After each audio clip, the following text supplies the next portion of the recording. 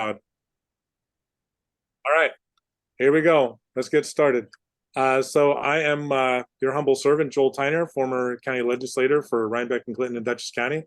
And I want to give, there's Mike Ewall. I want to give credit where credit is due because Doreen Tignanelli, who's been a longtime environmental activist in the town of Poughkeepsie, she emailed me a few weeks ago that there was an article in the Albany Times-Union about this issue. And so, you know, I got active on this issue back in 2009, but I wouldn't be active on it now if it wasn't for Doreen Tignanelli sending me that email. So I think hopefully Shabazz Jackson will also be on soon enough. So just so everybody knows, the article in the Albany Times-Union pointed out that the county executive of Dutchess County, William O'Neill, is going to be presenting his proposed solid waste management plan to the county legislature in Dutchess County in September. And the meeting in September for the environmental committee, I'm assuming that's the committee it's going to go through, is Thursday, September 7th. And then coincidentally, Monday, September 11th is going to be the full board meeting where all 25 legislators vote on it. That's assuming it gets out of the environmental committee, which for better or for worse, it probably will. So you members of the public, whether you're from Dutchess County or not, because the pollution at the Dutchess County incinerator in Poughkeepsie, it doesn't stay there. As Mike Ewall, you know, looked at DEC records, pointed out 7 pounds of mercury comes out of that thing every year, which is enough to contaminate 60,000 lakes. 100,000 tons of global warming pollution, carbon dioxide equivalents comes out of that thing every year. And that's just skimming and scratching the surface of the pollution there. Mike Ewall knows that in spades. So Mike and Neil and Manna and Vanessa and other people on the call, Ryan, know that there's alternatives. There's other places that are doing it way better. In Montgomery County, Maryland, and elsewhere. In Westchester County, Vanessa's group actually is publicizing candidates who are making a pledge to push for a zero waste Westchester, to push for the county to contract with a zero waste consultant, and to push to end the Wheelabrator run incinerator in Peekskill, which is owned by the county. And so we at Zero Waste Dutchess and Breathe Free Dutchess and Working Class Dutchess are also publicizing candidates. We're hoping that Tommy Zerhelen will be that candidate. I think Ted may be on this call right now to figure out why and how, but we're trying to publicize candidates for county executive, candidates for county legislature, candidates for mayor, town board, et cetera, et cetera. So the agenda for tonight, loosely, if it's okay with everybody, as we're going to do introductions, and then Mike Ewall, if you'd like to go for 5 minutes or so, and then later on talk more, 5 or 10 minutes, and then Manna Joe Greene for 5 or 10 minutes, and who's a longtime environmental activist, just retired for being an environmental director of Hudson River to Clearwater, and is still a dynamic Ulster County legislator for Rosendale. So we'll have Mike Ewall first, then Manna Joe Greene. And if you go to energyjustice.net, by the way, Mike's website is amazing. It has an incredible amount of information about hows and whys of stopping incineration, going to zero waste. So we'll start out with Manna. We'll start out with Mike. We'll go to Manna, and then we will go to I think Neil, if that's okay, and then we'll go to Ryon Hart. We may have Vanessa before Neil. I'm not sure. Neil has a whole thing, so we'll cross that bridge when we come to it. And also, I forgot Brenda Platt. So please don't get angry. I apologize. We have Brenda Platt here as well. So Brenda, if you want to go before Neil or after Neil, I promised Neil he would go on at 8:30. It's 5:08 my time, so it's 8:30 your time that Neil would be going on. I'm fine to follow Neil. That's all good. All right, and so let me be quiet. And if we just go around and do introductions, and then we'll listen to Mike and Manna and everybody. So I see in my upper left-hand corner, Dave Heller. Dave, did you want to introduce yourself a little bit?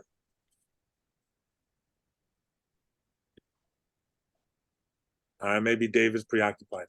Brenda, did you want to introduce yourself? Sure. I'm Brenda Platt with the national nonprofit, the Institute for Local Self-Reliance, and have been working for many years on fighting incinerators and landfill expansions. And these days I'm focusing almost entirely on composting and organics recovery, organics material recovery.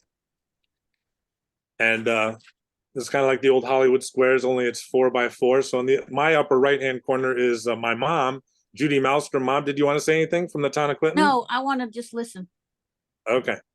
And then I see Devora Fedora from the Millerton News. Did you want to say anything? Sure. I'm also a member of the Climate Smart Task Force, and I've been gardening and composting for years and years, and I taught gardening to children years ago and all sorts of things. But now I'm writing for the Millerton News, and it's going to be a several part series on composting and all of this stuff. You are making my grinchy heart swell. Neil Seldman, you've seen him on CNBC, been on NPR, quoted in the New York Times and the Washington Post for decades. Neil, did you want to say anything before we go to everybody else? No, it's it's great to see all my friends again. Appreciate it. Good to see you as well, Joel. Likewise. And hi, Pam. We're just doing introductions before we start the presentations. Ryon Hart from Replenish, did you want to say anything before we start the show?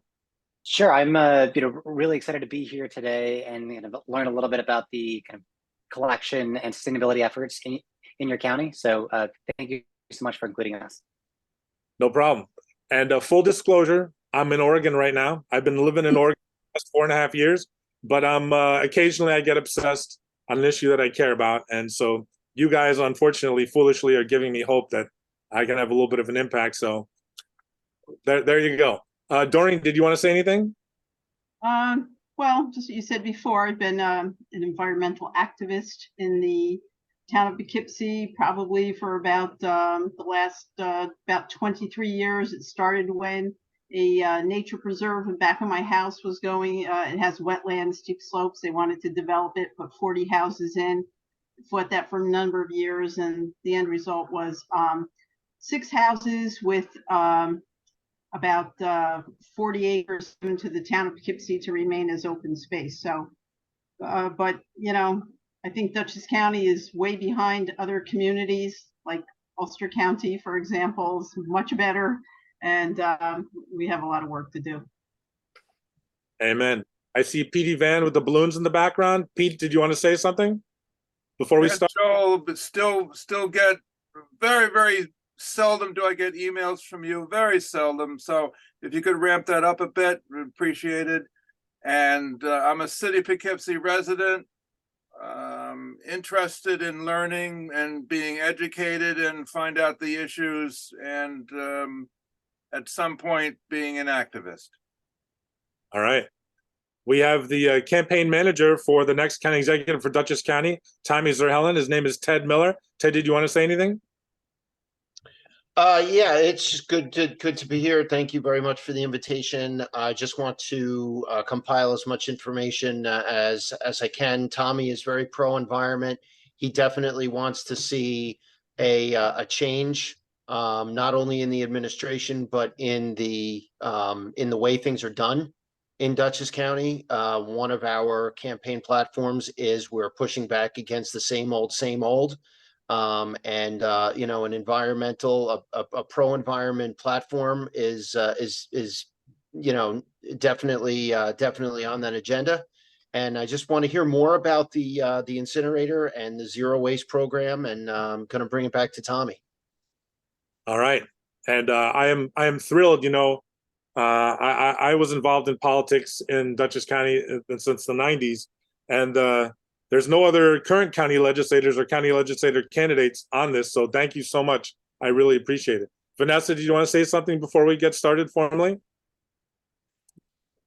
Sure. I'll just introduce myself. My name is Vanessa, you, she, they pronouns. I'm a resident of Peaksville, former Peaksville City Council member, currently working with Energy Justice Network as the New York organizer and organizing primarily with Westchester Alliance for Sustainable Solutions, with the end goal of closing down our almost 40-year-old trash incinerator, one of the oldest in the country, and the #1 industrial air polluter in our county. So happy to be here, and really glad that folks in another county are also taking an initiative to really hopefully stop this from happening.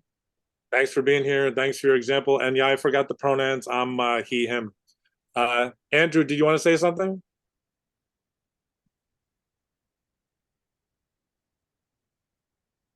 All right, we'll come back to Andrew. Is that Jill Fieldstein from Dover? Yes. Hi, Joel. How are you? Good. So I am here. I sadly didn't know anything about this issue. I got the email from Joel, and I'm really looking forward to learning more. I'm involved in a group called Concerned Citizens of Dover that was formed because Dover is the home of Cricket Valley Energy.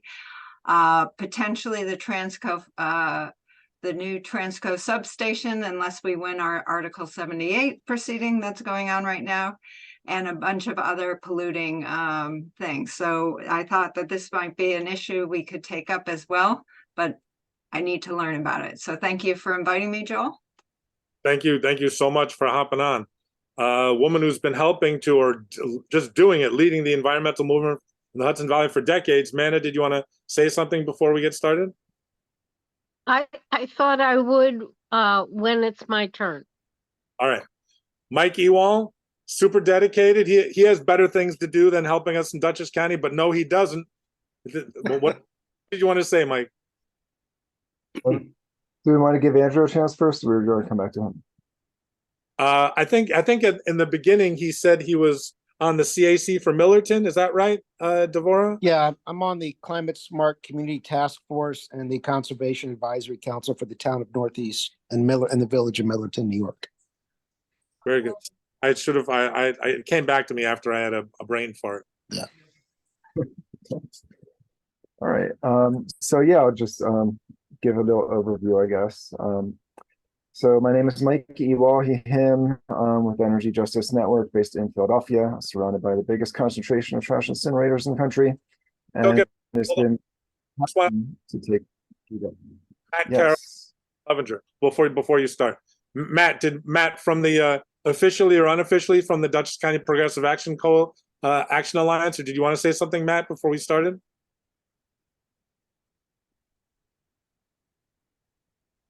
All right, I'm sorry I interrupted you. Or Pam actually emailed me something this afternoon about Miami was relocating their incinerator because of the smells. And I just scared Matt Carroll away. All right, I hope that wasn't... All right, so I don't see Matt on the screen anymore. So anyway, Mike, go ahead. I'm sorry. Okay. Yeah, I was just actually working with folks in Florida on that. They have 2 incinerators they want to build right next to the Everglades, within 7 miles of each other. So very crazy.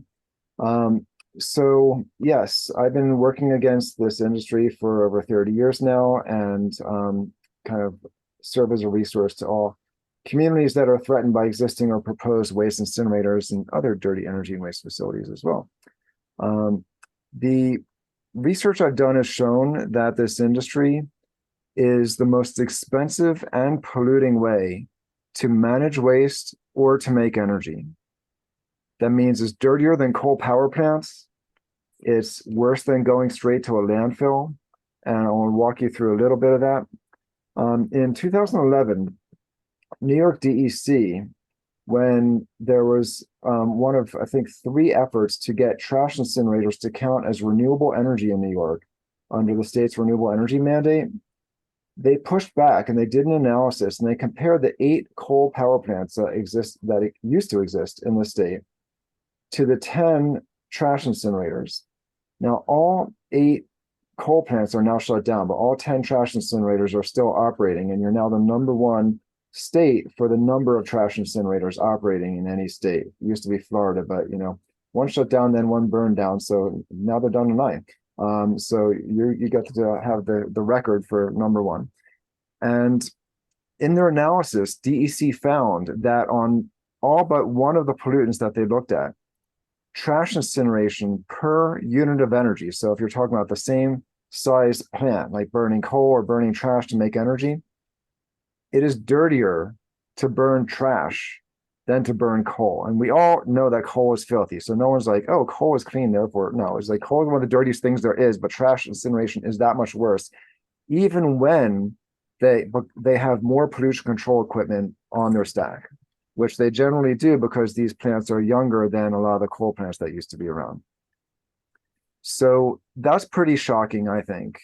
In mercury alone, there was more mercury coming out of the 10 trash incinerators, even though they're much smaller facilities, than the 8 much larger coal power plants.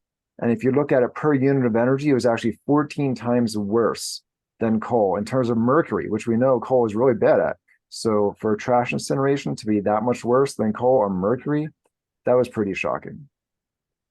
Now, we also know from studying it from EPA's data nationally that trash incineration is worse for the climate than coal, 65% worse per unit of energy in terms of CO2 and other greenhouse gas emissions than coal burning. So it's not a climate solution, yet this industry insists that they are a climate solution. There's a lot of acrobatics that they do with the math to come to that conclusion. But if you do an honest assessment of it, it's even worse than coal for climate. Now, the real issue, though, is not that anyone's building trash burners for energy. That doesn't really happen.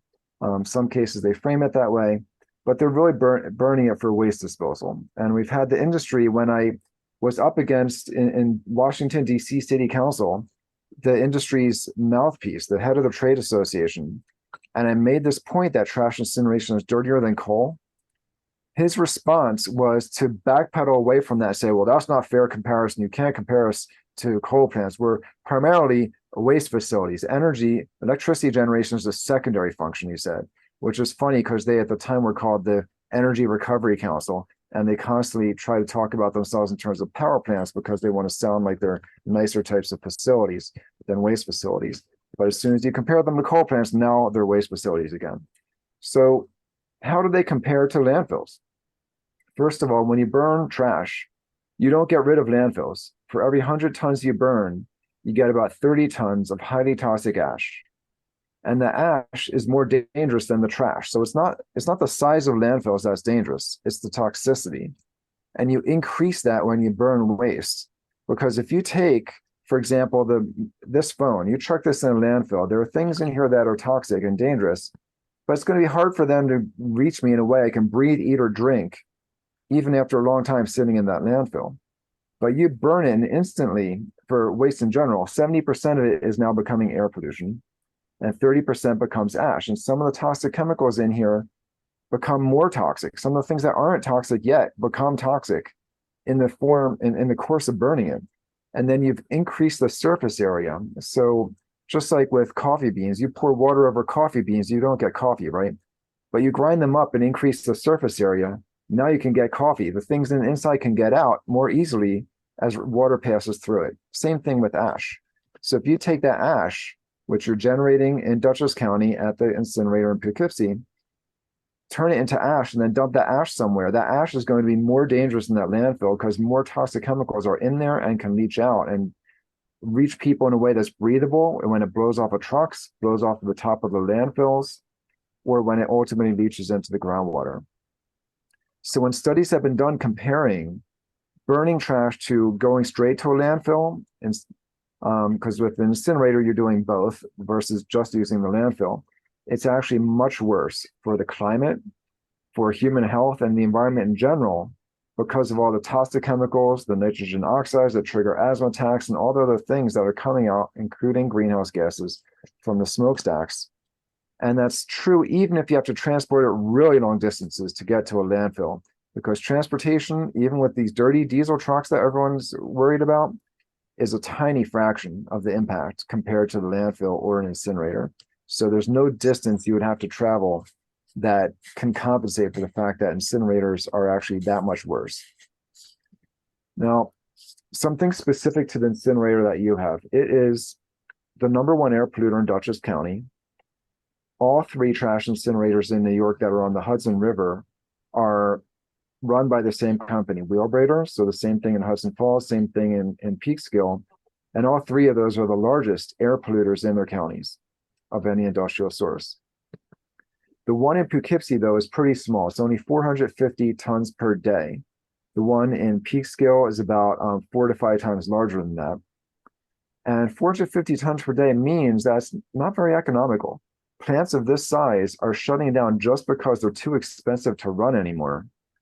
And probably the only reason that they're still running it and able to get away with talking about running it for another 10 years is because it's publicly owned and a private company doesn't have to answer to shareholders. You have a public agency, the Dutchess County Resource Recovery Agency, that can pass through the cost to taxpayers and probably absorb what are pretty astronomical costs. Now, this is also an old plant. It's 36 years old. I think not quite as old as the one in Vanessa's community, but it's still pretty far up there. And of the 40, actually, this year we've hit 50 trash incinerators that have shut down since the year 2000. The average age of those incinerators when they closed is around 24 years old. Very rarely do incinerators make it to the 40th birthday, but they're talking about giving this 10 more years of life until it's at least 46 years old when that solid waste plan, or sorry, the new solid waste management plan would expire. During the life of that, we're going to see increased regulations. EPA is required every 5 years to come up with updated regulations on this industry and other polluting industries. However, in this industry, they've not come up with updated standards for 16 years. Now, there was a federal lawsuit against EPA on this. In the past year, a judge required that they come up with those new standards by the end of this year and have them in effect by, I think, around the end of next year. The industry is now challenging that, so it might slow it down some. But at some point in the next few years, we're going to have new requirements for this industry. They're going to be very expensive. There are 3 options EPA is looking at, and it ranges from, I think, a total price tag to the industry of, I think it was around 40 billion to 100 or a few hundred billion. I don't have the numbers fresh in my head, but it was substantial. And this incinerator, while most trash incinerators have 4 pollution control devices to capture or reduce different air pollutants, this incinerator is missing one of them. You're missing the controls for the nitrogen oxides that trigger asthma attacks. And it's likely that any new EPA regulations are going to require them to put that in. That's going to be costly, especially for a plant this small. And we're going to find, I think, in the next handful of years, that even if it's not uneconomical already, which it may be, and no one's just digging through the numbers to find out, and you have a right to know because they're public numbers. But I think you'll find that it becomes so expensive that it doesn't make sense to run it. At that point, it's a matter of bravery of the public officials. Are they willing to shut this down, use whatever landfills they're either already using for ash or other ones that are available, and at the same time, adopt a zero waste plan so you can save money and reduce waste, create jobs, be less harmful to health, the climate, and everything else, and all the stuff that Neil and Brenda and others can share with you about how wonderful zero waste solutions are. So let me just leave it there. And if there are questions in Q&A, I've got other materials I can pull up, share some slides or whatever might be useful depending on where folks want to bring it with the questions. Thanks. Mike, well said. We'll go to Manager Greene next, if that's okay. Just one thing I just want to interject real briefly. I don't know if we or you will be able to convince the Dutchess County Legislature or the people running Dutchess County to change the solid waste management plan in the next few weeks. I don't know if we're going to do that. I will gently remind you of something I included in an email or two over the last couple of days. Neil Seldman is working with Replenish in Warren County, hooking up those markets. He's going to be in New York State on October 10th in Warren County. Neil suggested to me that I help him organize some sort of press conference or rally close to or in front of the Dutchess County incinerator. That is before the November election. And Tommy Zerhelden's campaign manager is here. So you never know, even if the people running Dutchess County do the wrong thing in early September at that county legislature meeting, which unfortunately I'm kind of convinced they just might do, the voters of Dutchess County can hold them accountable. And Neil Seldman is ready and willing to help engage members of the public at that rally and press conference on, was it going to be October 9th or October 10th or October 11th? So I just wanted to briefly say that Neil is ready and willing to stand and assist. All right, hit it, Manager Greene. It's all you.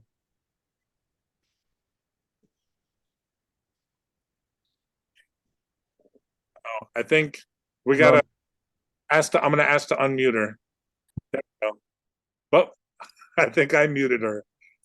But man, there we go. Okay. There we go. Sorry. All right, thank you. I am I am no longer the environmental director for Hudson River Sloop Clearwater, but I do serve on the Ulster County Legislature, where I chair Energy, Environment, and Sustainability and the Climate Smart Committee, two separate committees. I also was the recycling coordinator for Ulster County for 10.5 years, and we took our waste diversion rate from 4% documented to 40%. Now it's time to go from 40% to 80%. I don't know that we'll ever reach complete zero waste, but we are taking some steps.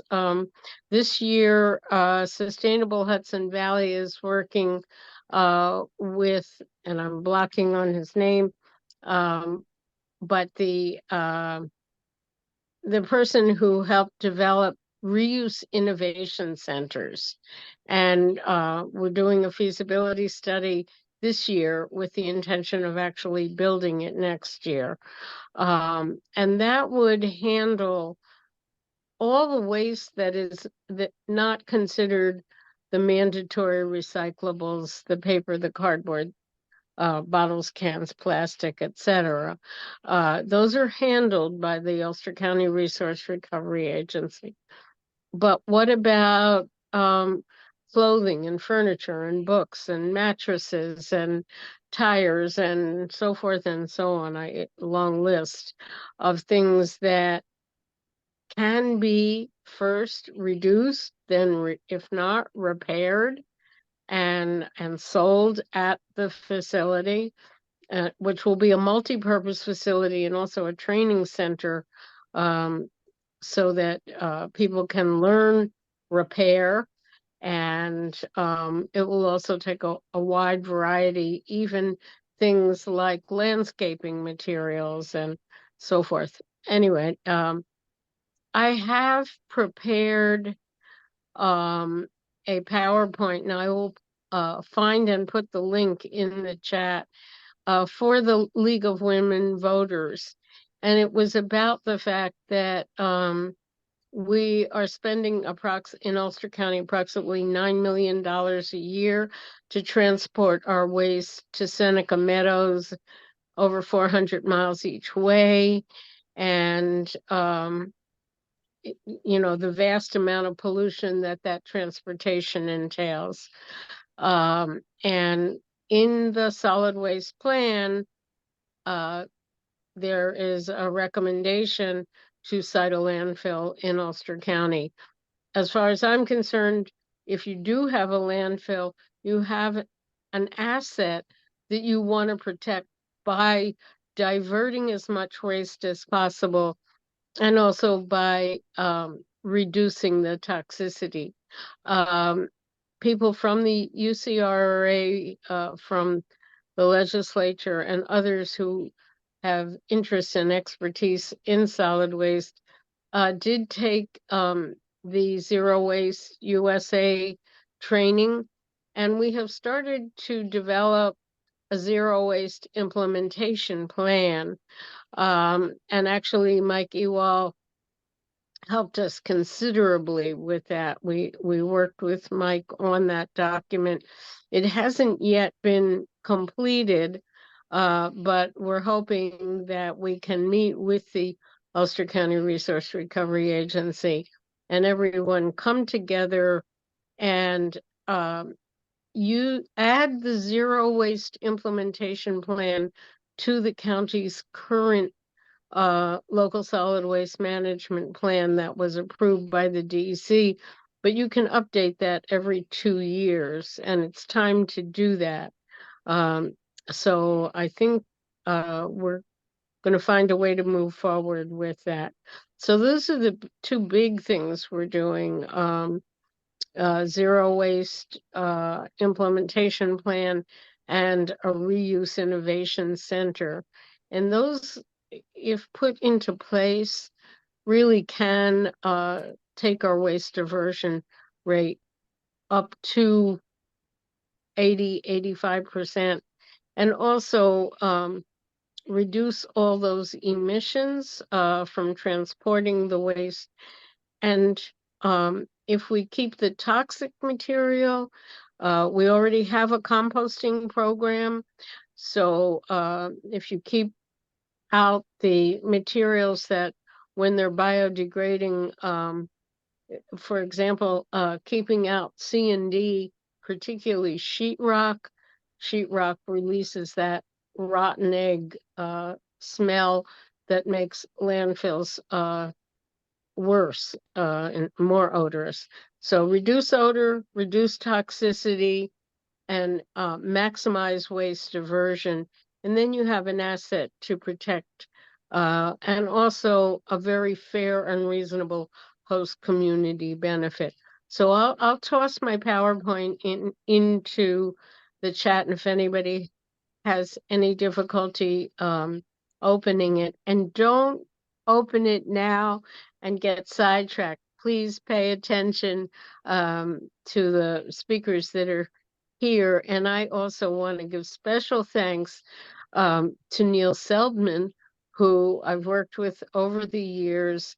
And I once embarrassed Neil by introducing him as the Dr. Martin Luther King of solid waste. And he truly is. So, and I do want to say that Clearwater has done a lot of work on environmental and climate justice.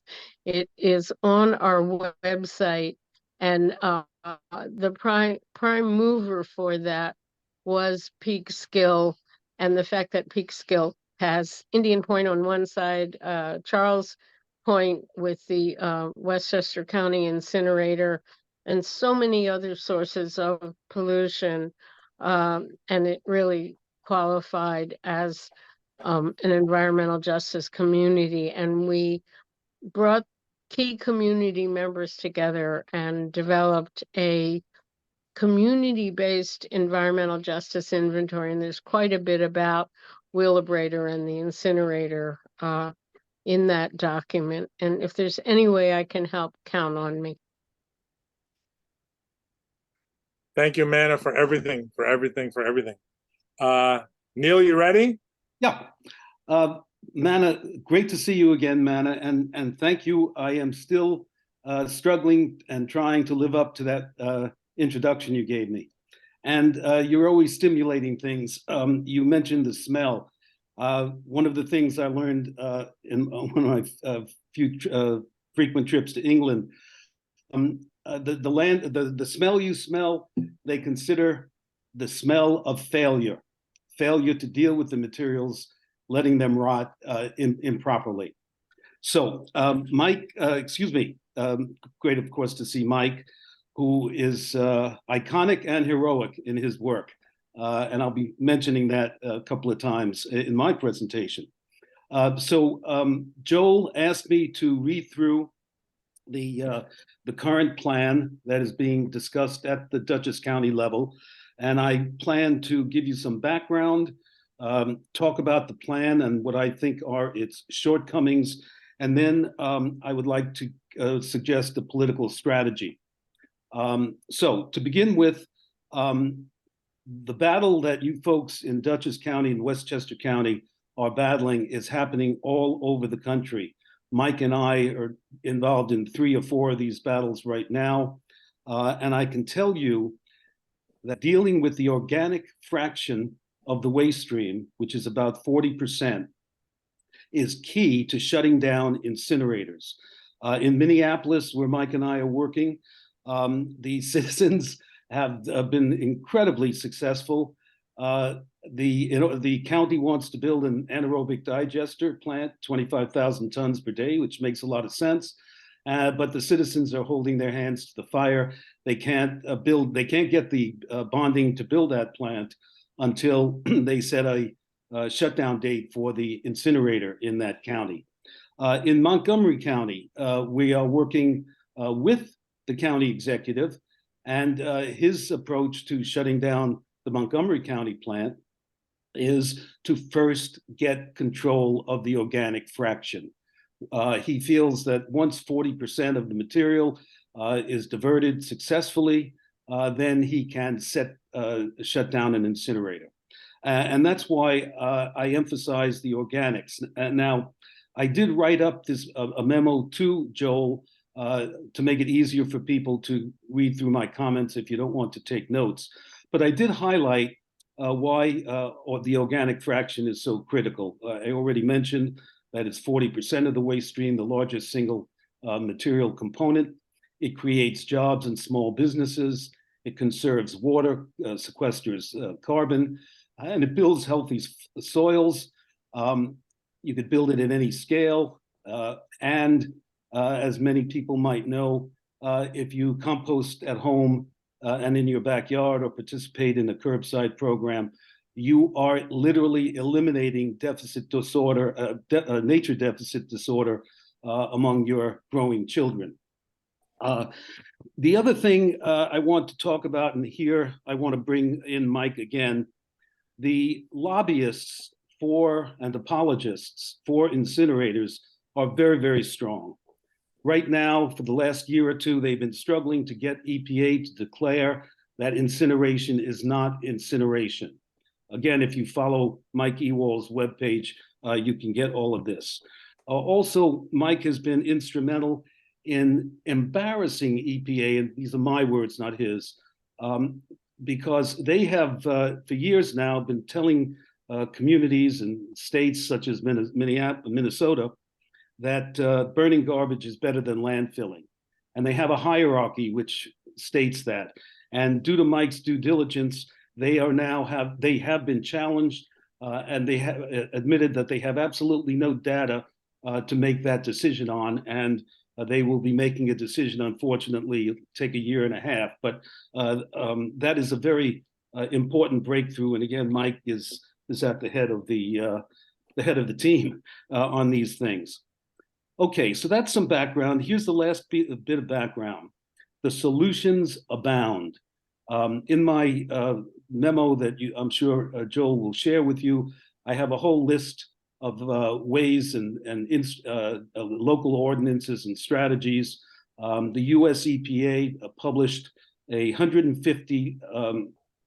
document with 150 local ordinances that was developed by my colleagues at Zero Waste USA, Portia Sinnott and Amanda Waddle, Gary Liss, etc. And these are available. And finally, there are cities and counties that are at 60, 70, 80% diversion through reuse, recycling, and composting or digestion. And these communities, these jurisdictions, are using laws, incentives, strategies, political strategies that are available to any community in the United States.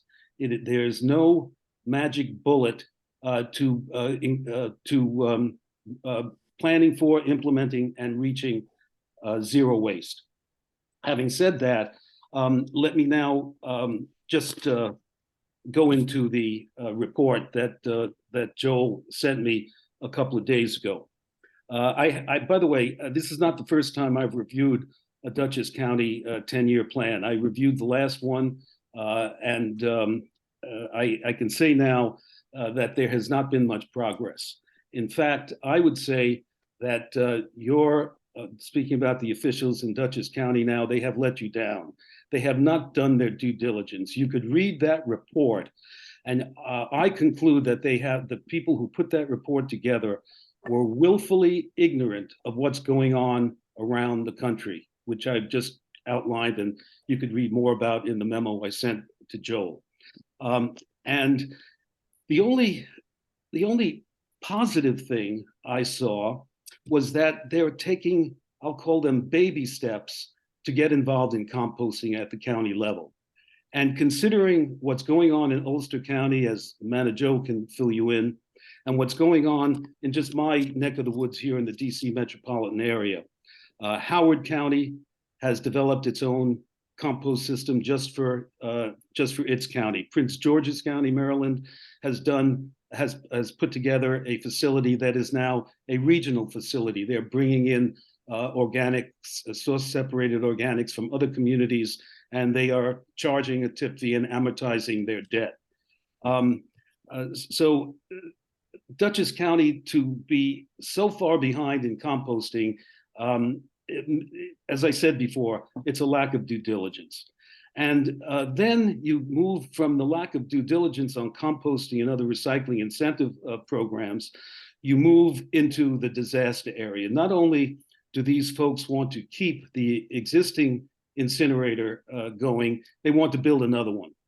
And again, quoting from, I think it was Mike's first statement in tonight's program, it's the most expensive and most polluting thing you can do. It's the exact opposite of what should be going on in Dutchess County. And finally, with regard to what can happen in Dutchess County, there's some assets going that I identified in Dutchess County, and that is Dutchess County has a whole network of transfer stations. I think there are 12. These are the building blocks of zero waste. These transfer stations that are now transferring garbage can be redesigned, reconfigured to be zero waste transfer stations. They're being built all over the country. Dan Knapp at Urban Ore, Ruth Abbey from Zero Waste USA, Gary Liss, they were all involved in designing zero waste transfer stations. Fingers crossed, we even think Washington, D.C. is moving in this direction. And after a meeting with grassroots organizers last week, the head of the DPW, Mr. Spriggs, is planning a trip out west to visit the sites that we suggested so that he can kick the tires and come back to DC and bring back this information, the information on these zero waste facilities. And finally, with regard to strategies, there, as Gary Liss, my colleague, says, there's a once in a generation pot of money available to cities and small businesses, cities and counties that want to build a zero waste infrastructure. Gary Liss is our expert on that. He has webinars. He will be presenting September 12th. We're presenting a major composting webinar with Stan Slaughter from Missouri Organics. And Gary's part of that presentation will be very specific details on where to get federal funds for not only composting, but all kinds of zero waste infrastructure, including, excuse me, digesters, recycling processing plants, and reuse centers, the very kind that Manna is moving forward with in her county, in Ulster County. Okay, let me now switch. Not switch, but I have to refer here for a moment. Here I'd like to talk about political strategies, and as Joel mentioned, I will be making a swing through the Adirondacks in upstate New York in October, and I am completely available to you folks in Dutchess County for workshops and trainings if you are interested. And the framework for political action is quite simple. Simple to me. I hope it's simple enough for you. But there are four key strategies. One, tax what you don't want. You don't want plastic. You don't want incinerators. You don't want a lot of things. You don't want toxic packaging. Tax it. In a capitalist system, taxing what you don't want is critical. And a corollary to that, invest in what you want. Composting, zero waste centers, etc. And you also have to ban things. You have to ban things that are dangerous. As we now know, plastic is in our brain cells. Plastic is passed to newborn babies through the umbilical cord. I think it's called the brain barrier. The Al-Jalida Foundation, Captain Charlie Moore, is a major source of PFAS contamination and all kinds of plastic contamination resulting from the prevalence of plastic in our society. And the last corollary is vote for politicians who are zero waste champions. And I'm thrilled that we do have political strategist in the audience, because that's what you have to do. And I'll end with this story that I think is important for you to know. I'm a veteran of 35 anti-incineration battles, which we won over the years. Up until around 2000, we meaning community groups, small businesses, etc., environmental groups have prevented over 300 plants from being built. And there are many experiences that are being documented by the Recycling Archives Project, but I want to go into this one example. It was in a small town, Lowell. I'm pretty sure it was Lowell, Massachusetts. It was 30 years ago, so please forgive my lack of detailed memory. But BFI at the time, one of the major operators of incinerators, offered the town that if the town would allow them to build a 3,000 ton per day incinerator, the town would be able to dispose of their waste in the incinerator for free for as long as the plant existed. And when it went to a city council vote, the first of two needed to pass a law in that town, was 8-1 to build the incinerator. 1 week later, at the second hearing, the vote was 9-0 not to build the incinerator. And there was one woman, I've been searching for her in the last few years. I've been going through all my back records trying to get in touch with her. She was very sophisticated. In fact, she worked during the day as a bond trader on Wall Street. And what she said to the council, which was packed full with 100 people, she said that the financial and environmental risks involved in this project was so great. And this is what she said. She said, if you vote for this plant, I will never vote for you again, and my children will never vote for you again. And that is what you have to tell your elected officials. Because this decision, if they move ahead and build another incinerator, is not only going to put you at financial risk for a generation, but the opportunity costs of not building the right infrastructure will put you behind every other community that's moving forward. Because I'll quote Mike again, the most expensive and the most dangerous thing you could do is to build an incinerator. And the alternatives are there. As a great expression, the seeds of the new system are already planted in the soil of the old systems. And that's exactly where you are. You're in a situation where you're in the Middle Ages. You're burning garbage. You have a pollution system that is causing you hundreds of millions of dollars in health costs that are not accounted. That's another thing. You need a forensic audit of the real cost of the incinerator. Judging from experience, that you're not being told the actual real cost, but that's a separate issue that we can deal with. But this is the worst decision. Their current plan is the worst possible decision they could make for citizens of Dutchess County, your children and your grandchildren. And having said that, I look forward to coming back up to Poughkeepsie. I love Poughkeepsie. I love the Vassar Library. I spend time there. And I'm also looking forward to meeting all my friends from Poughkeepsie that I've met over the years. Joel, I think that's the end of my summary of what I think is going on in Dutchess County and how I think citizens can organize to move forward. And I would say that citizen organizing is your last and best tool to stop this incinerator craze that apparently has affected the brains of your leading officials. It has, brother, and well put. And what was the name of that? The municipality in Massachusetts? I believe it was Lowell, Mass, but I am going to check. It could have been Lawrence, Mass. As I said, it was 30 years ago, and my memory is not that good. Well, hope springs eternal. And So Neil, again, for years and decades with the Institute for Local Self-Reliance, co-founded that group, now with Zero Waste USA, and Neil Seldman, tons. And I would love it if, because I'm 2,500 miles away here in Oregon, I will be in Poughkeepsie in December to help lead a rally or press conference to shut that thing down. But before November, and I see that Ted Miller, Tommy Zerhellen's campaign manager, is still with us. Who knows?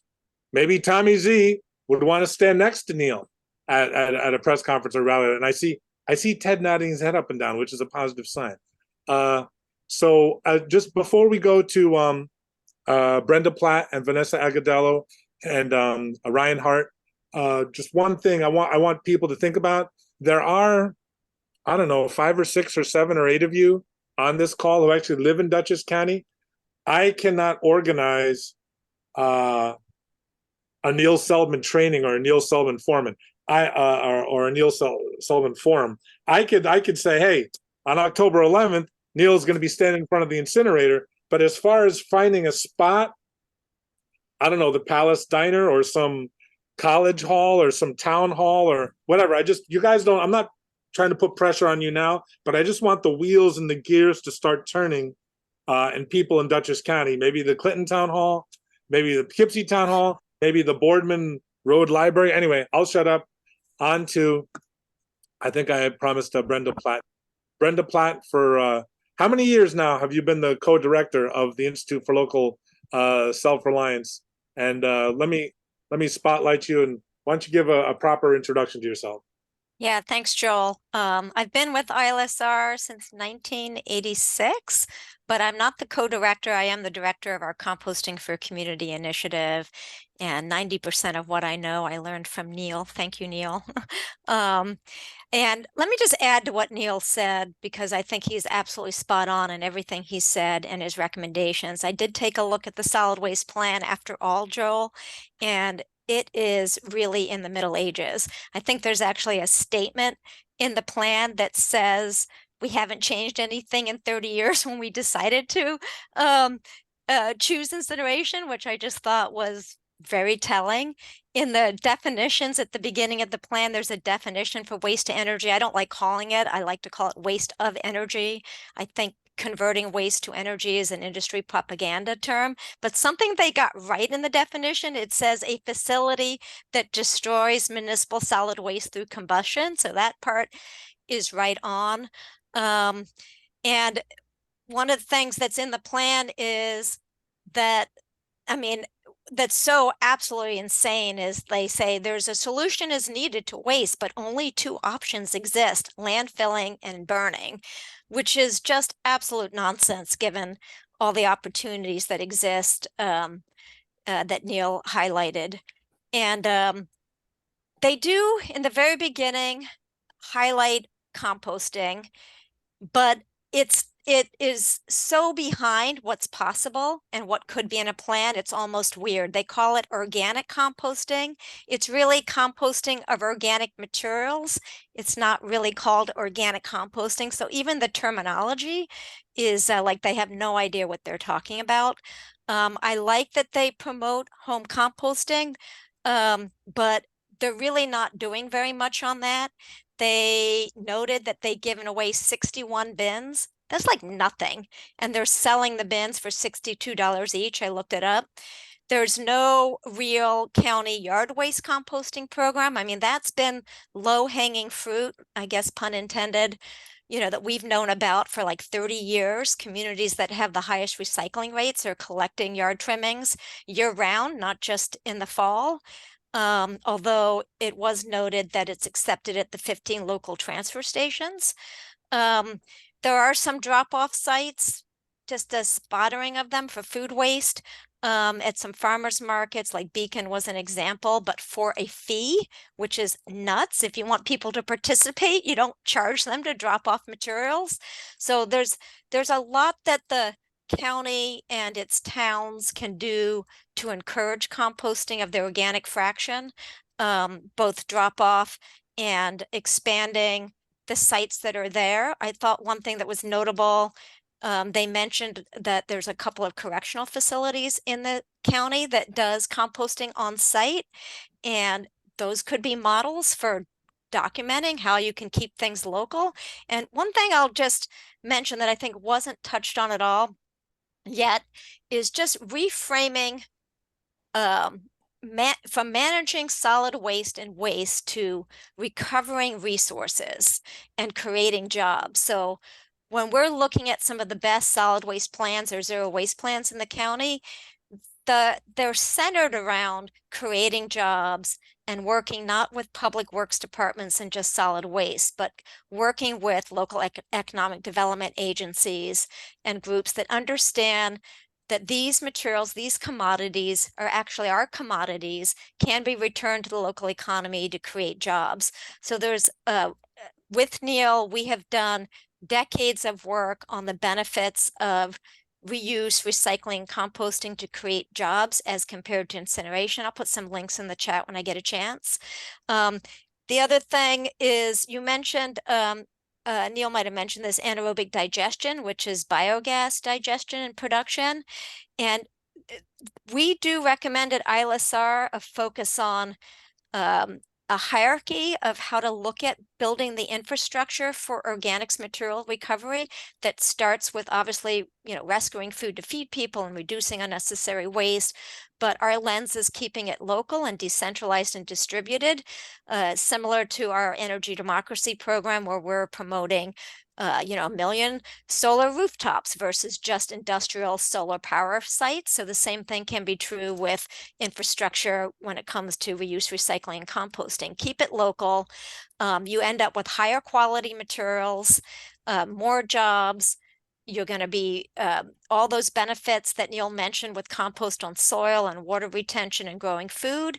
Those, you really get to realize those if you're only producing a high quality compost.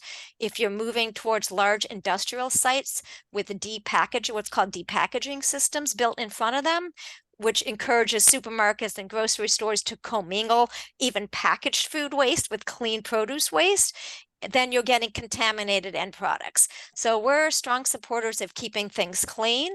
And one thing I'll note is at ILSR, we have our mission and lens is really fighting corporate concentration and monopoly power.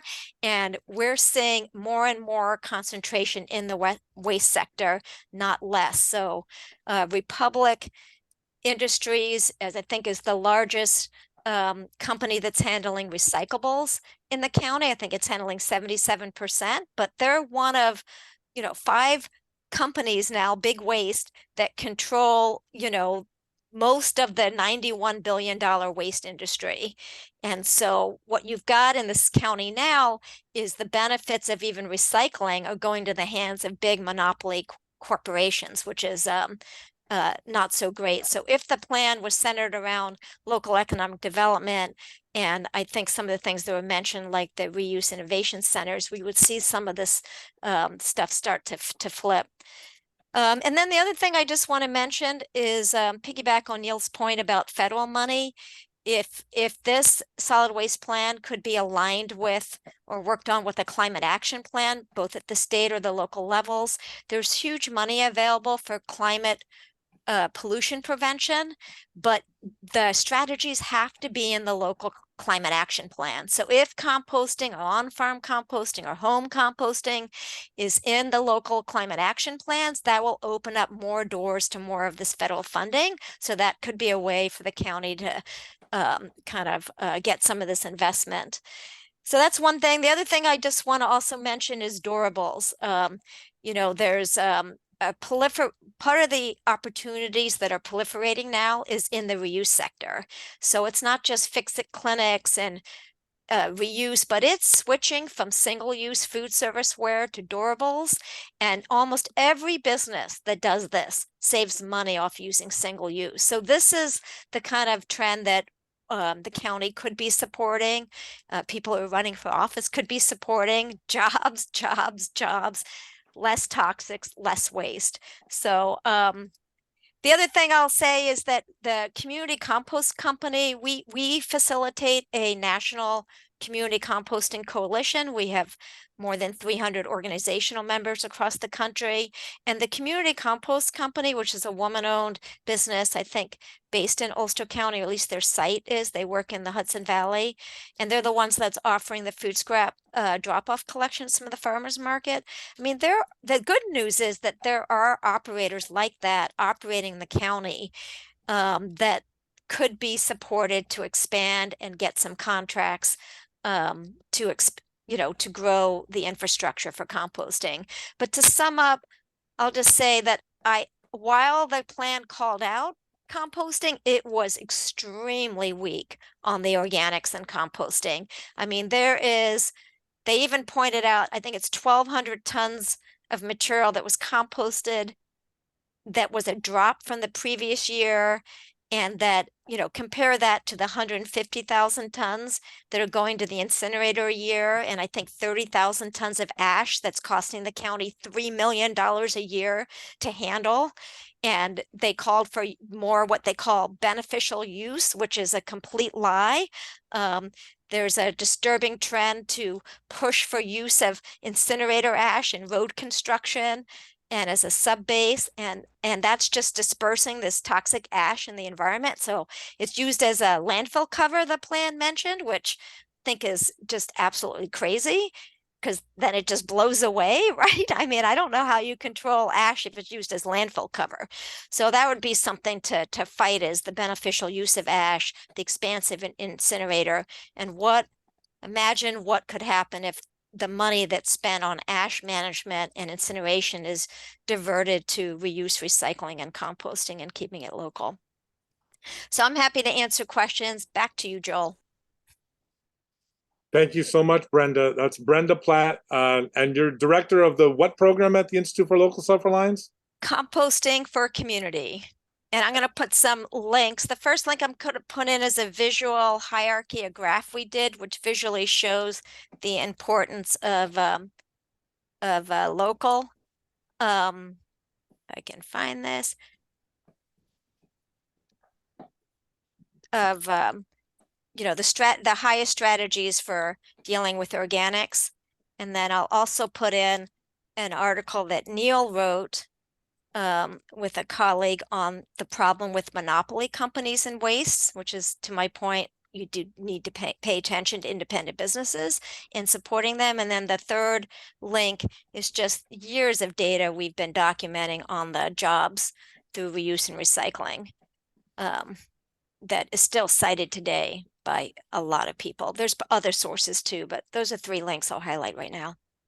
Thank you, Brenda. And I remember back in 2009 learning from you and Neil that you guys looked at something like 114 different incineration, landfilling, composting, recycling operations all across the country. And you basically crunched the numbers and found that recycling and composting creates 10 times more jobs than incineration and landfilling. And actually, Hank Gross in Mid-Hudson News just reported a week or so ago, I posted it to my Facebook page, that there are a number of counties in the Hudson Valley that are doing way better as far as lower unemployment than Dutchess County. Doreen Tignanelli wants to say something. Mike Ewall has a good point. Vanessa Agudelo present, and also Ryon Hart present. But just a couple things real briefly. Joe, let me just say that 10 times more, that's just sorting recycling. That's doesn't include making finished products out of the old, which is where you get the biggest economic boon and jobs and value added to materials. In the reuse, repair, it's making new products from the old, not just sorting. So it's orders of magnitude higher than 10 times when you take that into account. I did not know that. I did not know that. Joel, on that point, I made some rough calculations.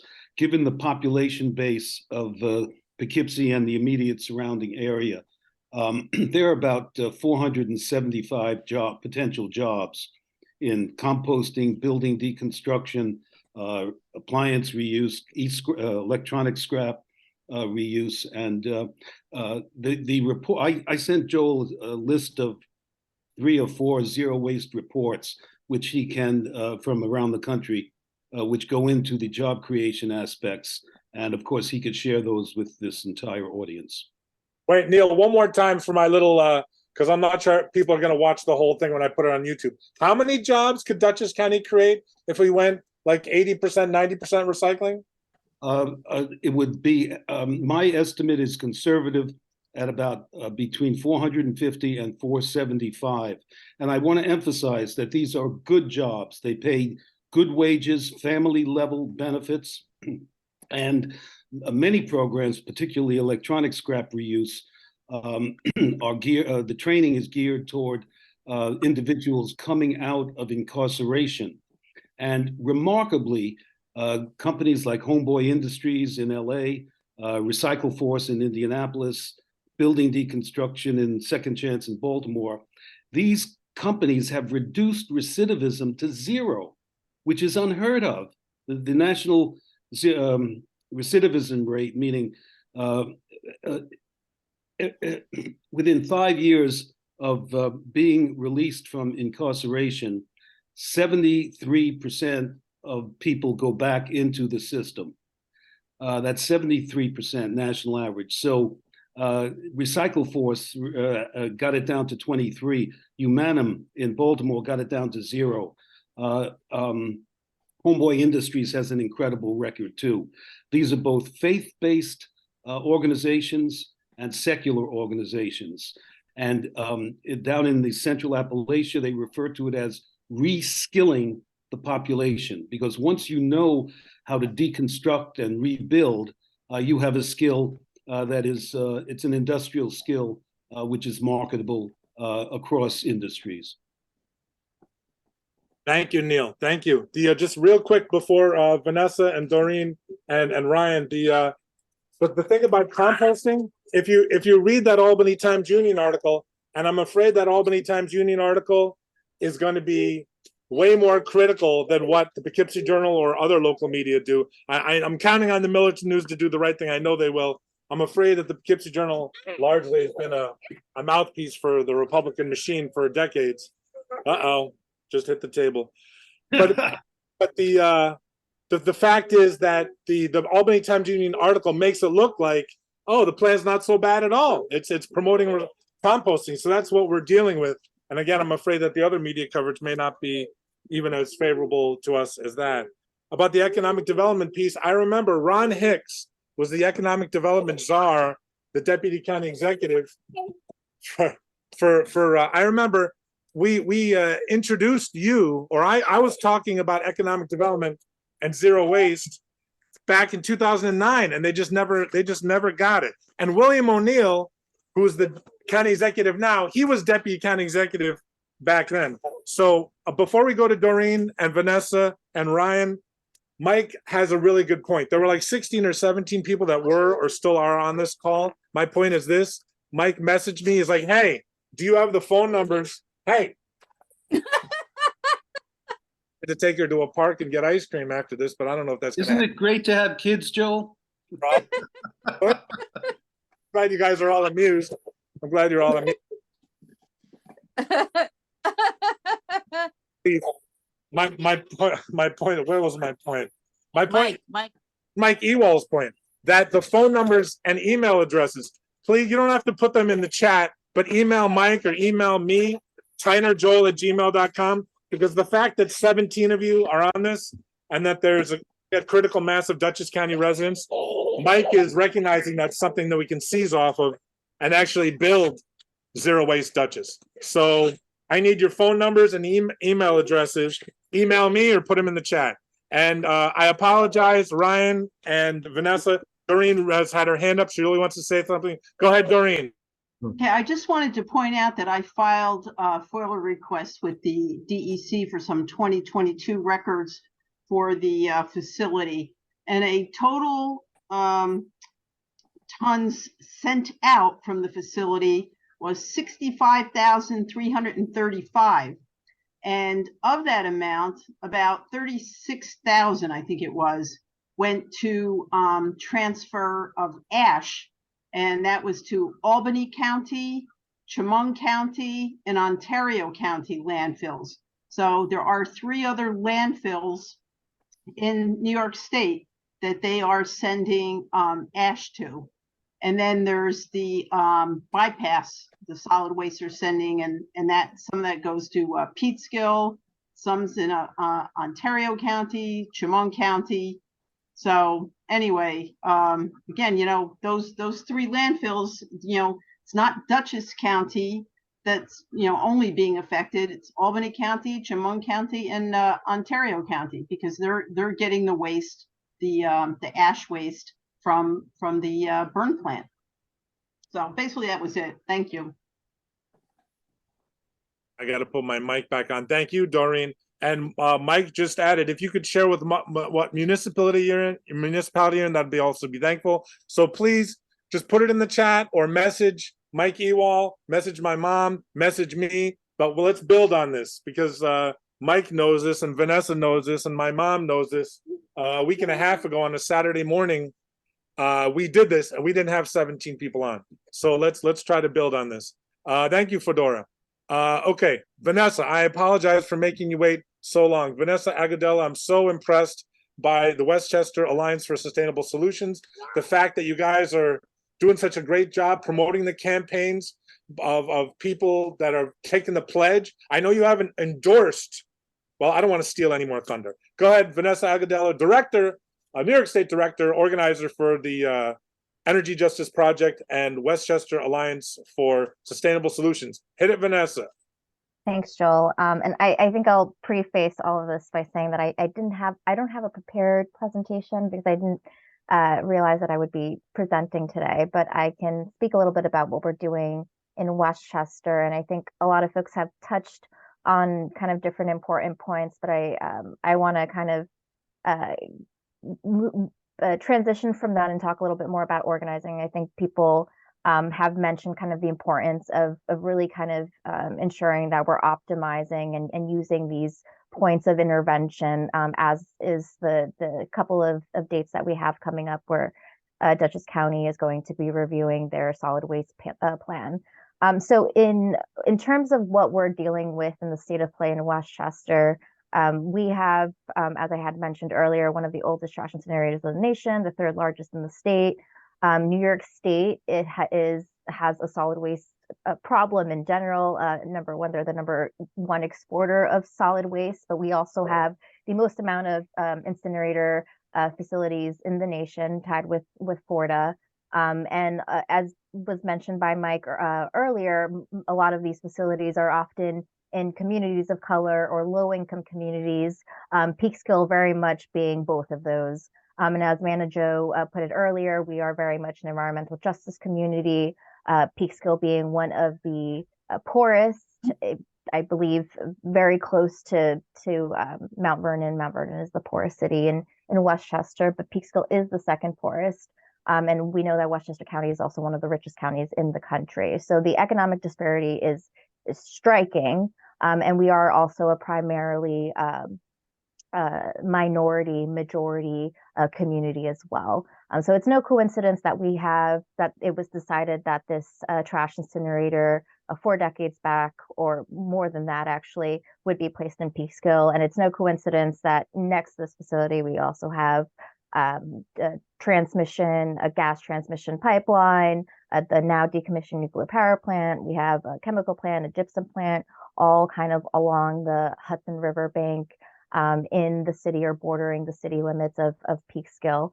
And this is a big reason why Peekskill has some of the highest rates of people suffering from asthma, cardiovascular disease, lung disease, more so than many other communities in Westchester, or even just on average than a Westchester community resident.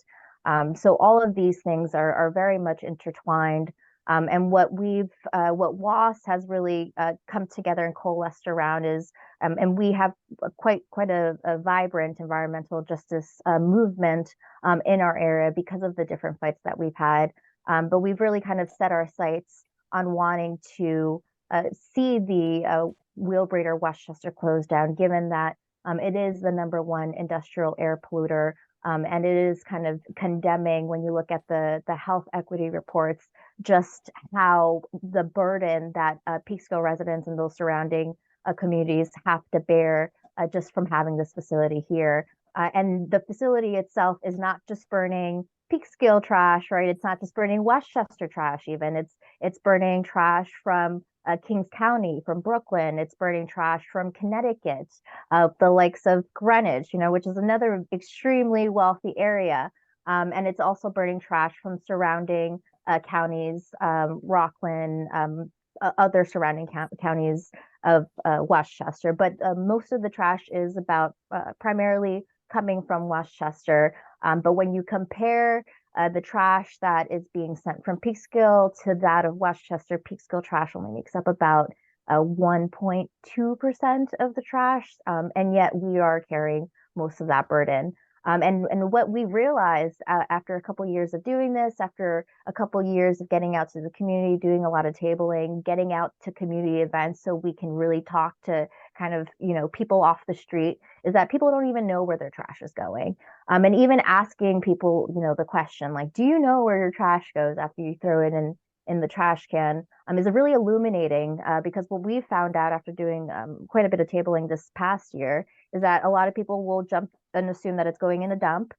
They have no idea. They've seen the big facility. A lot of people have come to Peekskill and have visited our riverfront. And if you've been there and you've looked towards the south, you've probably seen the big trash incinerator facility. It's a light brown building with big smokestacks, usually a lot of smoke coming out of there. A really big eyesore with a kind of a beautiful landscape around it. That's our facility. And when we tell people that that's the place where all of Westchester's trash gets trucked over and then burned and then is breathed by Peekskill residents, people start to care and start to get mad and start to ask, well, what can we do? I mean, I think that that's really the job that we have to do as organizers, as activists, as advocates who really want to make a change. This is kind of the first step. So I want to really give credit to Joel and to the folks who are on this call, and hopefully will recruit your neighbors, your friends, your family members to join future calls, because that's what WAS has been doing. We have, along with kind of tabling, we've also built another space for us to engage with people who are already plugged into the environmental movement, but in different ways. We've created a zero waste task force, which is kind of county-based. And we've invited a number of people who are already plugged into their sustainability commissions, their conservation advisory councils. I know prior to me running for office for the Peekskill City Council, I kind of got my start on the Peekskill CAC and really kind of learned about local environmental issues through that.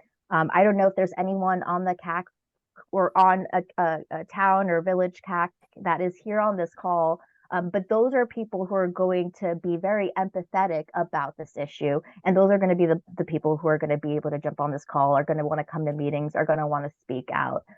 So building spaces where you're kind of capturing those folks and educating them on the issue, and getting them to kind of act on these different calls to actions are the kinds of things you want to do.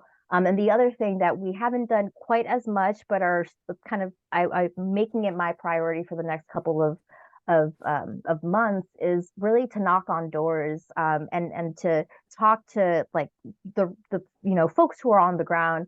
In my case, that would be in Peekskill. But in your case, visiting those communities of people that are living around the facility, getting their testimony, like having them just start talking about this. That's going to be a very important thing to have, or important relationship to have, and it'll make your case that much more powerful. So looking at the health equity reports for your area, kind of putting together some talking points, and then having them kind of organized in a digestible way so that you can start recruiting other people, and other people can kind of start also talking about the issue in a way that they feel comfortable and they feel educated, and that it's simplified. So kind of, someone who doesn't have an environmental background doesn't feel like it's going over their head. Creating that kind of material, creating that kind of language is going to be important for recruitment.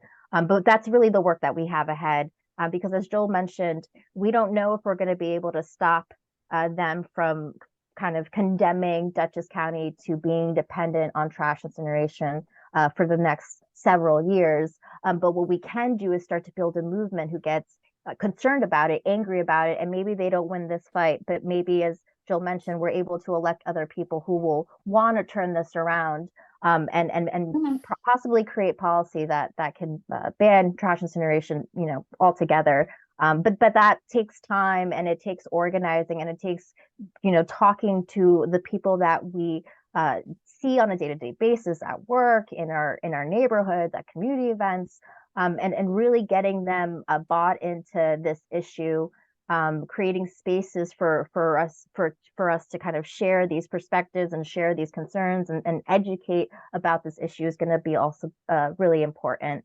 But I think I'll stop there, and if anyone has any questions or comments, feel free to ask. Thank you so much, Vanessa. Vanessa Agudelo of the Westchester Alliance for Sustainable Solutions and New York State Director for the Energy Justice Network. Manager Greene, I don't know if you're still here. Let me do the remove spotlight. I know Manna said she had to go. She left. Thanks, Manna, for joining us. Thank you so much, Vanessa. We're going to go to Ryon Hart now of Replenish. Before you, I'm sorry, Joel, I just saw that there was a question in the chat about who are the players in the incineration game, and I meant to mention this, but I didn't. So it's maybe not so unique, but in Westchester, the trash incinerator is owned by Westchester County, although it's being managed by a private corporation. What our strategy has been is to kind of recruit different CACs, different environmental organizations, individuals, leaders, elected officials. We've had a number of mayors and town board members who have signed on to a petition or to an RFP, or a letter, I should say, requesting for the county to go out for an RFP for zero waste consultant, because what we know is coming down the pike at the end of this decade is that our contract with Wheelbrader will be ending 2029. Our goal, I think our goal as kind of a baseline, like the bottom line, is really to ensure that Westchester County does not re-up on that contract and give Wheelbrader another 5 or 10 years. That would be kind of the absolute option. And if we can find an alternative so we can start getting off of dependency from incineration, or find ways in which we can, for example, if we have the availability and the transfer stations to be able to kind of, instead of incinerating our trash, moving them to landfills. Of course, that's like a short-term solution, but is a much better solution than what we're dealing with now. That's what we're kind of advocating for. And getting the county on board to do that would be incredibly important. Though there is the issue that what we've recently found out in the last month, or about 2 months, I would say, is that there is in the contract with Westchester County, Wheelbrader has the right to buy the facility back if Westchester County were not to re-up on their contract for $1. So that means even if there was political will to not renegotiate that contract, to not send our solid waste to Win Waste or Wheelbrader Westchester, Wheelbrader Westchester could still theoretically, if they're able to get contracts from other places and waste from other places, continue to be in operation and continue to pollute the Peekskill and those northern Westchester communities' air, and kind of continue to have to make these people bear that burden. So that is something that we're grappling with now, and looking into kind of legal strategies to see if there's any other ways available to us. But finding out the contracts that are there between your facilities and governments, understanding who sits at the levers of power, where the decision making starts and where it ends. There's a lot of pointing fingers about IDAs, that the IDA has power. There's contracts with county IDA, the Peekskill IDA, and then IDA is separate from county government, even though county officials are the ones who appoint IDA members. There's a lot of kind of finger pointing, as there typically is in politics. So getting your facts together, reading through those contracts, that's all going to be really important as well. But I'll leave it at that. Thank you, Vanessa. Joel, can I say something that's pertinent to Vanessa, and it's also an introduction to Replenish. Thank you. Vanessa, thank you for that dissertation on what's going on in Westchester. And I see that from Dave Heller, he asked, who are we up against? Well, one of the main things to understand is that these plants, new plants, we can talk about existing plants, but new plants, the name of the game is not to build a plant. The name of the game is to issue the bonds. Because once you issue the bonds, 500 million, even more, it becomes financial patronage for the incumbent politicians. And they hand out that money to people, consultants, and all kinds of things, who, of course, kick back a lot of money to them legally. I'm not accusing anyone of a crime. And so you have to understand the big money behind us. And this gets us into companies like Replenish. Brenda Platt mentioned that composting is important because it takes away the feedstock, the inventory, if you will, of the large companies. And it gives it to smaller companies that are local. And there are dozens of companies, innovative companies like Replenish. And let me just give you an idea of how working with Replenish has helped Warren County, New York, which is in the Adirondacks. The current recycling system is absolutely insane. All these small towns do their single stream, and they have to ship it to Albany or down to Albany, in the Albany area, for processing. They're paying hundreds of dollars a ton to transport. They're paying hundreds of dollars a ton for processing. And yet, there have materials that mills, plastic plants, and paper mills in New York State want. So with the help of Replenished, the people of Zero Waste Warren County have been able to visualize a system in which each town can aggregate their source separated material, whether it's aluminum, cardboard, etc., and then Replenish helps move that material directly to markets. And of course, Ryan is going to give more details. The bottom line, and I worked these numbers with Zero Waste, the Warren people, Diane Collins and Tracy Frisch. The difference, if this system were applied now in Warren County, which is a low-income county, maybe 60, 80,000 people, I'm not sure. The difference will be savings plus revenue amount to $200,000 a year. And $200,000 a year can go a long way to providing all kinds of environmental and other needed facilities and programs in Warren County. So my pitch to you all is that small companies like Replenish are vital to solving the zero waste puzzle. And thank you for that extra time, Joel. Thank you, Neil. And I have to apologize to Brenda. I know she wanted to talk a little bit more about. Brenda, could you hang on a little bit for Ryon Hart? Yeah, you got it. All right, sorry about that. All right, hit it, Ryon Hart, sales manager at Replenish. Whoops, I just muted you. Sorry. All right. Don't worry about it. I'm excited to be here, and thank you for that introduction, Neil. So I'm the head of sales operations at Replenish. And really what we do is we work kind of, as Neil was mentioning, to connect material that is recovered in local communities direct to recycling markets and bring efficiencies to not only the collection of that material, but also provide that transparency of the material destination. It kind of resonated with me when Vanessa was speaking, her kind of mentioning, do you know where your material goes?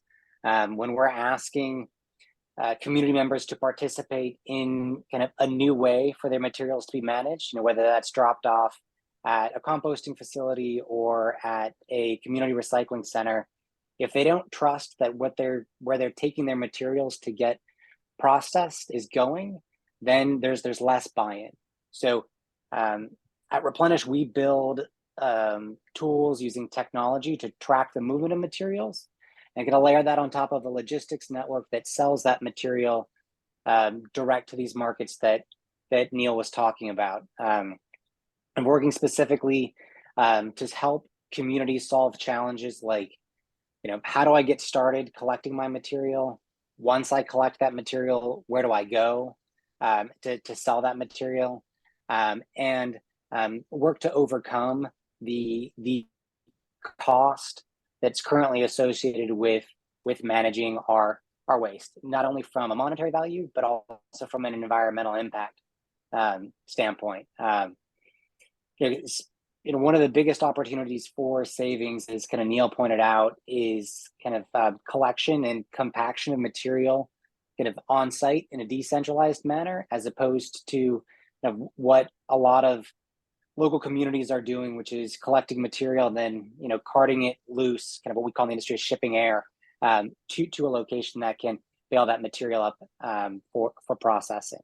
So I'm really grateful for the time here to kind of learn about what's going on in Dutchess County and kind of hear the kind of passion for change and the desire to kind of manage materials in a new way. And we kind of welcome the opportunity to continue the conversation about how we can be a part of that solution to kind of ensure that the materials that are being generated are collected and are being kind of kept out of the landfill and incineration. Thank you, sir. Well put. And I'll, Neil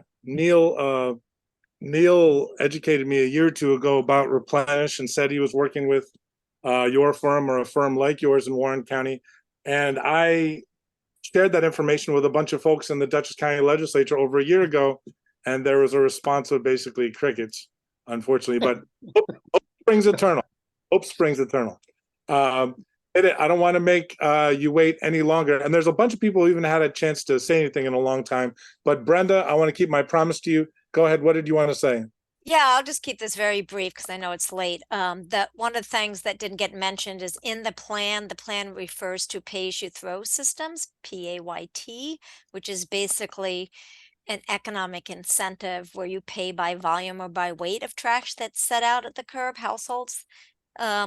And it's a direct incentive to reduce, recycle, compost as much. It's been rebranded more recently as SMART programs or Save As You Throw because cities save money. SMART is save money and reduce trash. But I just wanted to point out that that's another flaw in the plan. The county plan mentions it, but says, oh, well, we don't provide collection. It's all in the private sector. So they kind of wash their hands of this very successful tool that's in the toolbox. And I just wanted to point that out. And I'm glad you did. Yeah, I've PAYT, pay as you throw, and Neil's been talking about it for over a decade to me about it. And Dutchess County is way far behind. All right, so my mom is there, cooperfingallery@gmail.com. Vanessa's still there, Fedora's still there, Ted is still there. Ted, should I put you on the spot and say, what do you think Tommy would be thinking about this, or do you want to get back to us, or what are you thinking? Yeah, I think Tommy would be very interested in this. I've taken a lot of notes, and there's a lot of information here that I didn't know about, and I'm sure Tommy didn't know about. I think he would be very interested in hearing this and very supportive of it. I will probably be emailing you just my information and so forth. And I would appreciate if I get a copy of some of the documents or the presentations and things, if anybody would like to send them my way, just because I've been compiling just some things that I can present to him. But this is really enlightening, and this is right in line with what our campaign is about. Sustainability is a big part of is a big part of this campaign.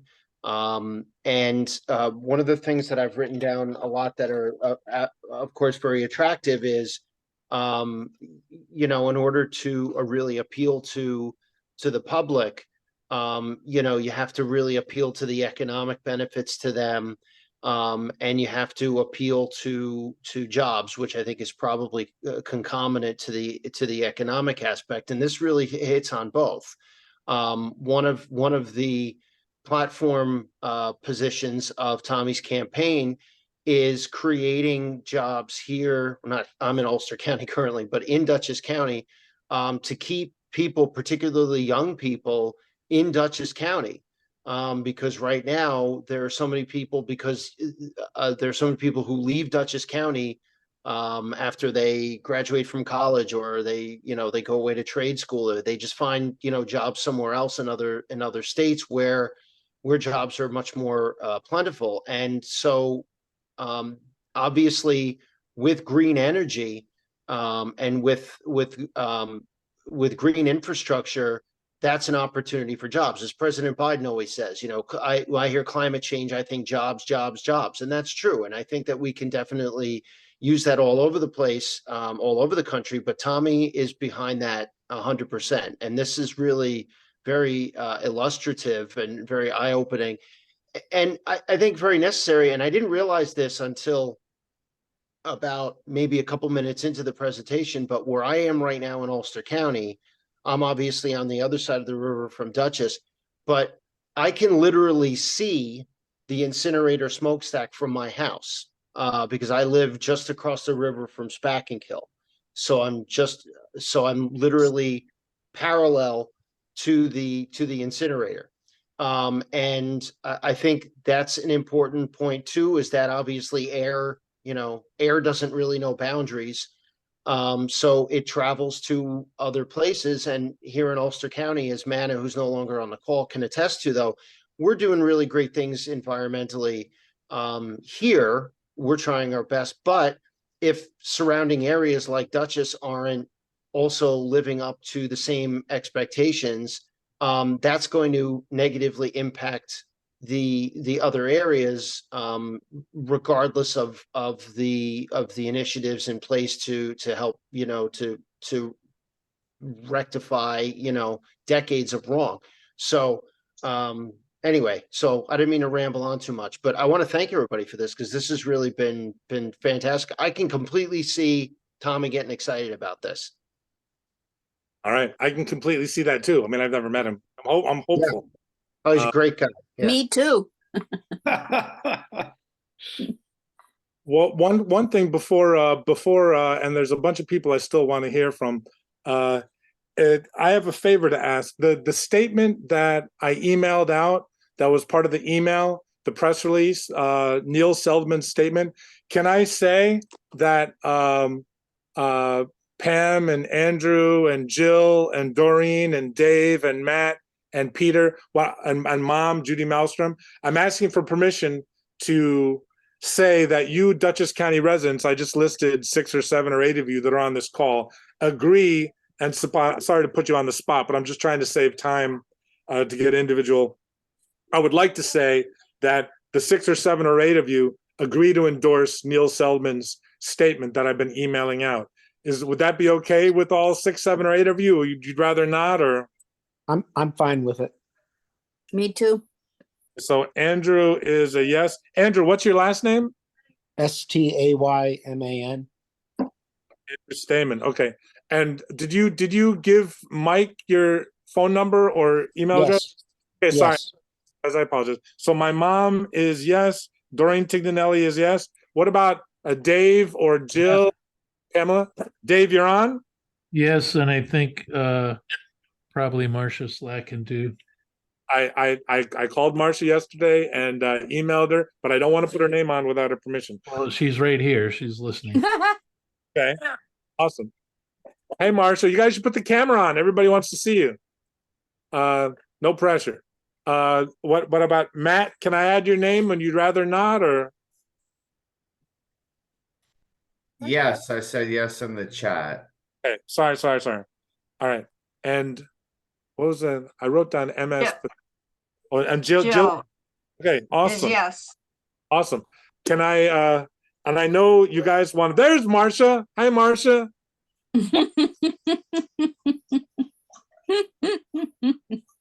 Are dying to pick the brains of the experts on the call, but I just have one more favor to ask. So next Tuesday at 8 o'clock, same bat time, same bat. I know that Mike Ewall and I are going to be. Yeah, I know. Mike and I are going to be here next Tuesday at 8 o'clock. And anybody who was on this Zoom a week and a half ago, I was ready to maybe throw in the towel. And Mike, you know, he's trying to save the planet. He's like, Joel, you need weekly meetings. And so here's Mike Ewall, nationally known zero waste. He's like, weekly meetings. So God bless him. I know maybe some of you may not think you need it, but like Vanessa, we'll glue it together in a little bit. So this is what just happened. It was sort of like Joel, let me add at this point that Rossano Ercolini, who is a very famous environmental award winner from Italy, he says the road to zero waste is paved with many small meetings. Margaret Mead, right? Never underestimate the. Yep. And Dr. O'Connor likes to say that the road to hell is paved with good inventions. Here's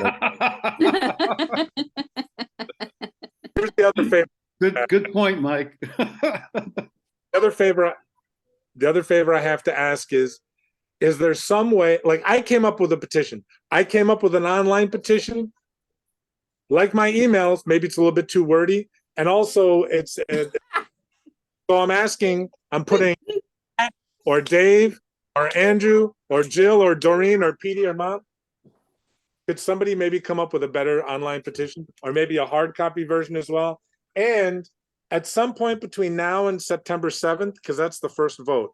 Yes, next Tuesday, 8 o'clock, August 29th, me and Mike are going to be here again. Hopefully many of you will come back and you're going to bring your friends. So, and then also on September 5th, which is a Tuesday after that, God help him, Mike has also agreed to do that as well. So the next 2 Tuesdays at 8 o'clock at night, Eastern time, Mike and I are going to be here.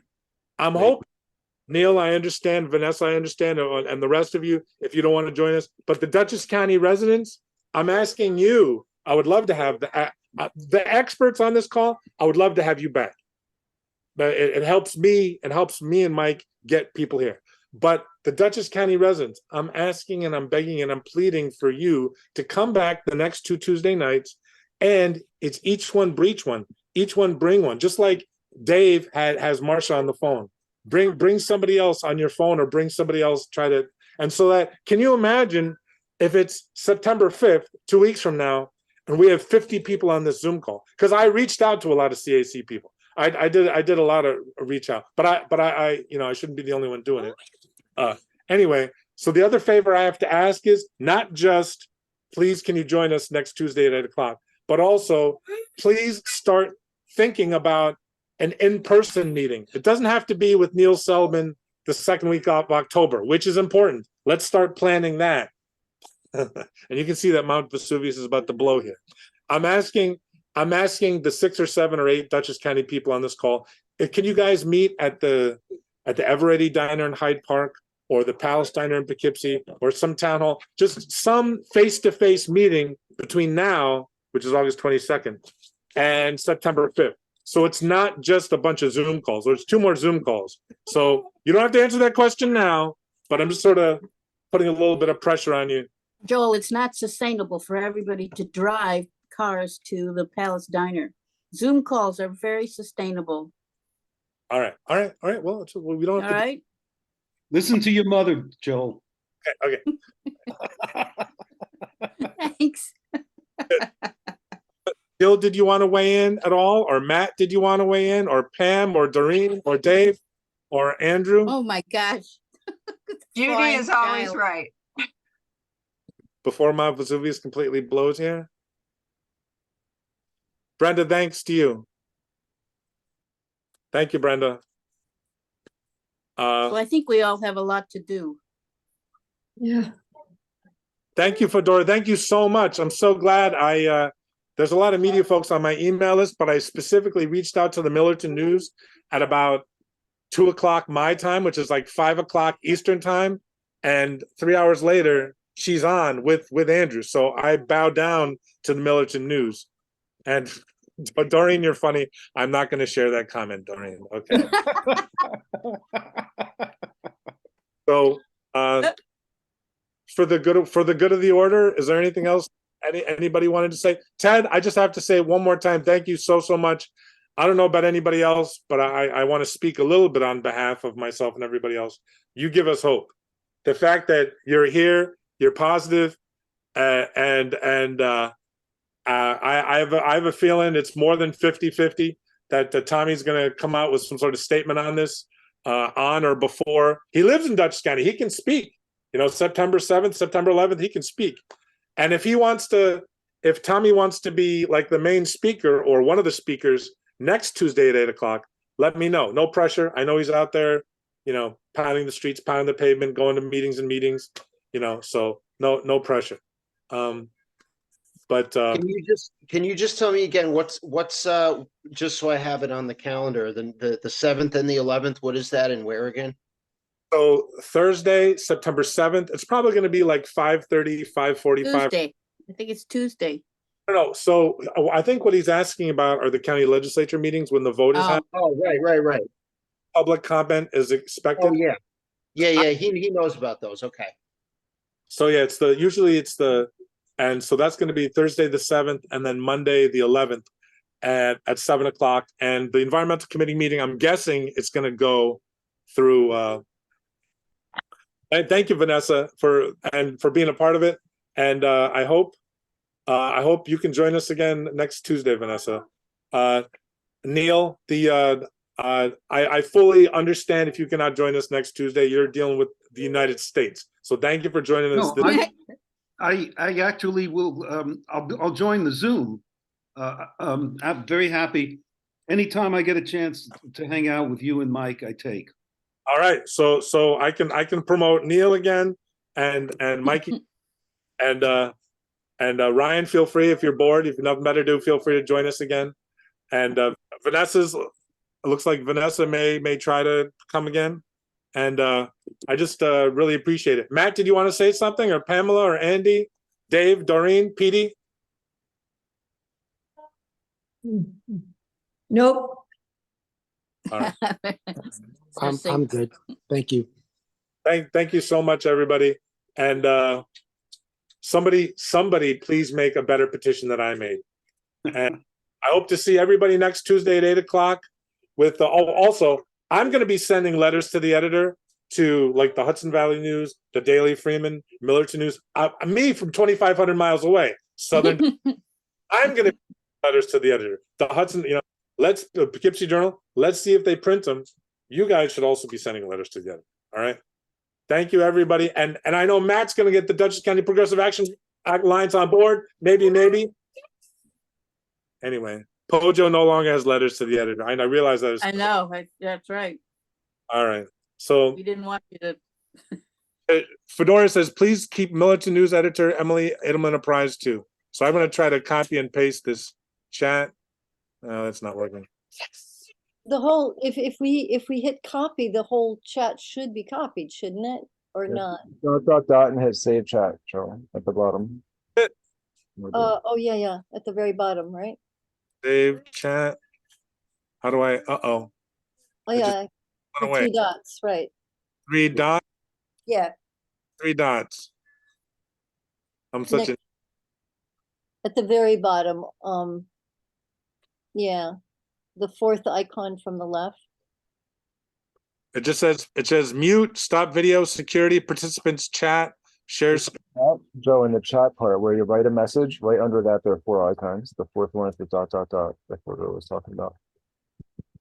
Dave, sorry. Okay, I'm an idiot. All right. Good night, all. Good night. Come on.